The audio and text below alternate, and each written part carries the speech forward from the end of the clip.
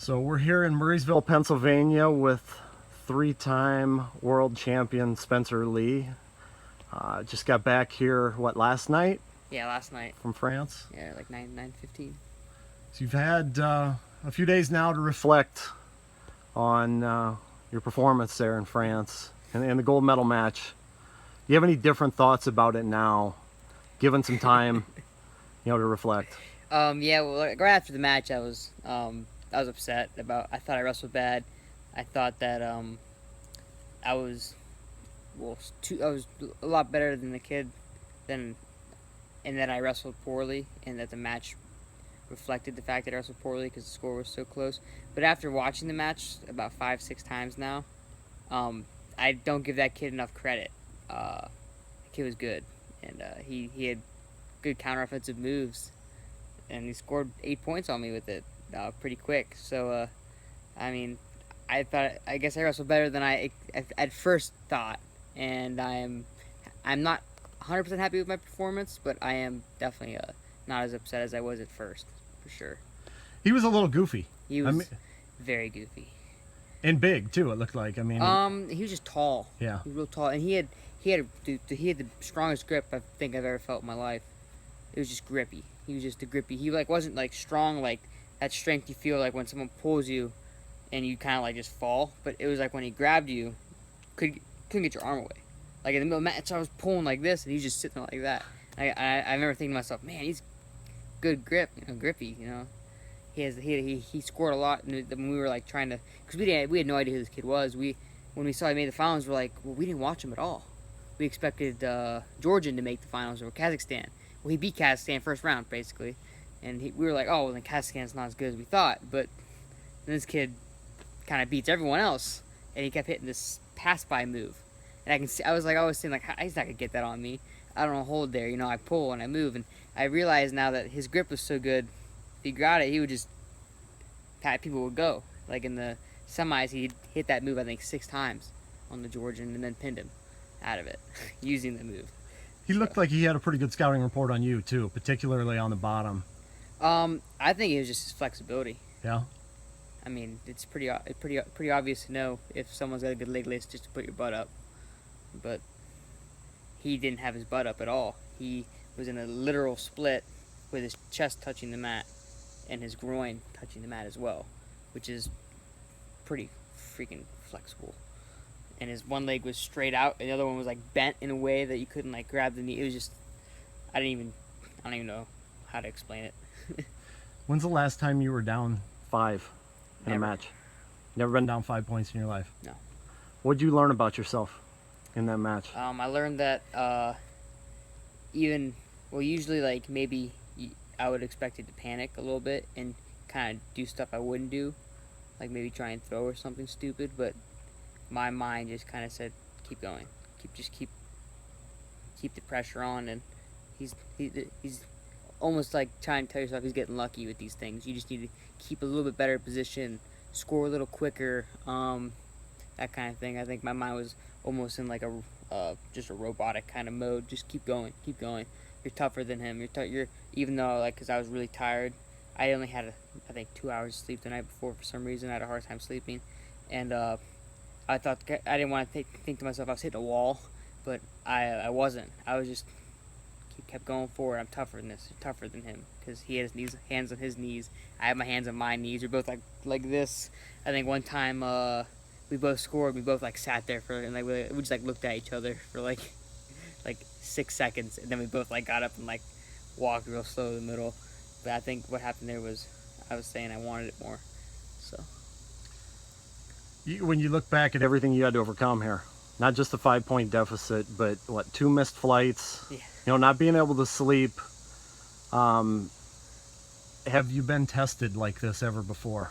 Um, I don't know. I'm not sure. I don't think so. I mean, after surgery, maybe not being able to train very hard and then going to like my state tournament, but that wasn't as much of a challenge. Not like a challenge, but like it wasn't as much adversity I had to go through. It was just my shoulder, not the fact that it was the world finals. I was losing. I was really tired, and I had to go a little extra, little extra gear. I had to push in that extra gear as well to score the points because I was behind. So that was probably the most adversity I've ever faced in my life. What do you think something like that, being able to overcome, does for you going forward? I think in the future it shows that I can do something. Like there's no worry. There's never a worry, whether you're down by 9 or you're down by 5, that you can still do it. Like you can. In a minute I scored, I think like 8 points, like a minute and 20 seconds, against a kid that I hadn't scored any points against basically the beginning of the match. So, and you know, just like I said, never give up, kind of thing.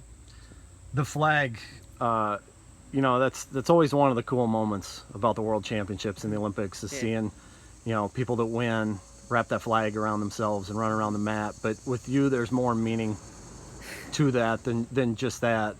Can you describe what that was like and tell the story behind that? Yeah, I've never ran the flag before around the mat. The first 2 times I've won, I kind of ran off the mat real quick and went to go run into my family's arms, or well, my dad, my mother, my sister had never been there to a world championship before. And this time we had a plan. We were like, let's run the flag this year, and then I almost lost. So that was kind of, I mean, it's amusing now because I didn't lose, but it's nice because it was my mother's. It was the flag that was given to my mother when she became a U.S. citizen, and I've never had that feeling before, having the flag up here and running around and holding it out for a photographer, you know, like you see in all the things. And then I was emotional, and I remember kind of going down and wrapping it around my head, and I was like almost like crying into the flag, and it was kind of, I don't know, it's an experience I probably never forget. It's been a busy 5 weeks or so for you. How are you feeling right now? Are you drained? I'm a little jet lagged right now, a little tired, kind of ready to go to bed, and it's it's like 5 o'clock, not even, and but I'm good. You know, I'm glad everything worked out, and you know, Rio was awesome, and Dennis was awesome, and the brands were awesome, and Slay and Zadok and all the other coaches that helped me on the way here were awesome, and just happy to be, you know, content with how I did. What'd you get out of the Rio experience? I mean, that ending push, that grind, you know. I couldn't even go 6 minutes with Daniel Dennis. At the first camp we went to, I couldn't make it. Like I would gas kind of, but it was like a, you know, because his pressure and his you know, that kind of thing, and then I could actually wrestle 6 minutes with him in Rio, and I think that confidence in knowing I can go 6 minutes with someone as good as him, and the training I got down there, I think that really did push me over the edge for that World Finals match. Like I kind of knew I can do this for 6 minutes, and I can still score at the end of the match. So I think that was a reason. And, you know, being coached up by my future college coaches definitely didn't hurt, right?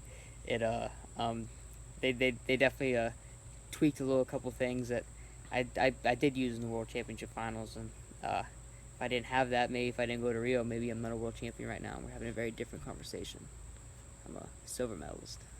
You mentioned your future coaches, and on the way over here, Jody Strip Matter was talking about you know, through the recruiting process, Terry Brands and trivia questions, and your passion for wrestling history. Yeah. Can you tell us a little bit about that? Well, he would always ask me questions like, who was the first national champ for Iowa? And I could answer it, like Leslie Beers, you know, I think is who it was. And that kind of thing. First Olympic champ for Iowa was Terry McCann. Like, this stuff, little things that he would shoot at me. And my dad bought me a book on the history of a lot of wrestling, like the Olympic history. It has all the Olympic champions and their stories, and the Olympic alternates and their stories from 1964 to 2000, or up to 1992, I mean. So 1964 and 1992. So and I love reading that kind of stuff because I like hearing how they trained back then, how that kind of thing. And then my dad bought me a book when it came down to like Penn State and Iowa kind of thing, and Ohio State. And I asked for a book about Iowa with their history and reading it, and I knew about, you know, Terry McCann and Leslie Beers and that kind of thing. And when Terry was asking me trivia questions, he was surprised I could answer them correctly because he's like, "Did you look that up?" But I would answer so fast, there's no way I looked it up. Like, he would text me, and like 30 seconds later, I'd text him right back. So it's not like I looked it up and then texted him an hour later. So I think that was kind of, and it was amusing. I thought it was pretty cool that I knew some trivia that surprised him a little bit. So Did he stump you on anything? what he stumped me on one thing, oh, a couple things actually, but I'm trying to think of the one. It was about a Russian. Satiev. He asked me about Satiev, and he asked where he trained and why he did it, and I didn't know. So that was kind of, it was pretty cool. Why? It was pretty cool. So. Where did the passion for wrestling history come from? I think it just because like I like knowing that even if you are either deceased or retired, that your legacy lives on through not just your accolades and wins and blah blah blah, through speech and writing and words. You know, like you can write a book about your life in wrestling and what you did and why you either achieved what you did or why you didn't. Opinions on different other, just stuff that I just like learning about, because maybe something I'll do one day and leave a legacy, not just with my accolades, but with what I've done through my process of everything, like I did with the letter, that kind of thing, just my process, my mind, the way I think, rather than, just accolades. But accolades is pretty good too. We're, what are we, about 5 months now out from when you made your choice? Yeah. What's been the response since around here and around the country? Iowa fans, Penn State fans? Like at first around here, obviously, PA people didn't understand. They're like, Penn State's 2 hours away. They're the best wrestling school in the country. They're like, are you an idiot?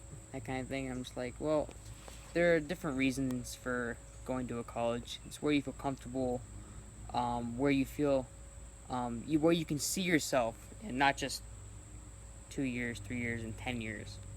Like I said, my career is not a 4-year, 5-year career. It should be a 9, 10, 11, 12-year career, because I want to be Olympic and world champion, and that's where I chose, so that kind of thing. But yeah, I mean, the response was originally tough for me to read, because I didn't expect that much hostility, but it's been better now. People understand. They come to their senses a little bit that it's not their decision, it's mine. So. Have you thought much about the senior level and when we might be seeing you make the jump up there? Not really. I still have 2 more years of juniors, so I'm just kind of focused on right now I'm not focused on that right now. I'm just kind of focused on relaxing and enjoying my time for a little bit right now, but I have no idea. Yeah, what is next for you? How long will you be, kind of sitting back, relaxing here before you crank it back up again? Not sure. We'll see. Right now, I'm not worried about it. Well, hey, thanks so much for the time, Spencer. Greatly appreciate it.